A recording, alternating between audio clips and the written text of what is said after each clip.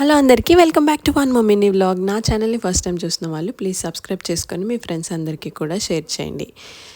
ఉజ్జయిన్ మహాకాళేశ్వర్ దర్శనం అయ్యాక మేము వెళ్ళిన నెక్స్ట్ ఫేమస్ టెంపుల్, ఉజ్జయిన్లోనే చాలా ఫేమస్ అండి ఈ టెంపుల్, శ్రీ కాల్ భైరవ్ మందిర్ అని.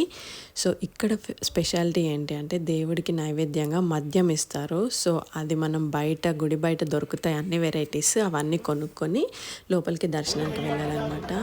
అండ్ ఇక్కడ మాకు తెలిసిన విషయం ఏంటి అంటే మహాకాళేశ్వర్ దర్శనం అయ్యాక ఖచ్చితంగా కాల్ భైరవ్ మందిర్ దర్శనం చేసుకోవాలి, అలా అయితేనే కంప్లీట్ దర్శనం అయినట్టు అని చెప్పారు. సో అందుకని మేము నెక్స్ట్ కాల్ భైరవ్ మందిర్కి అయితే వెళ్ళాము. అప్పటికే చాలా రష్ అని చూస్తున్నారు కదా.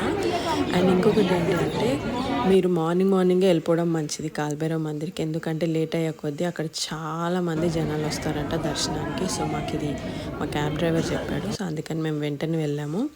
దర్శనం అయితే చాలా బాగుంది, టెంపుల్ కూడా చాలా బాగుంది.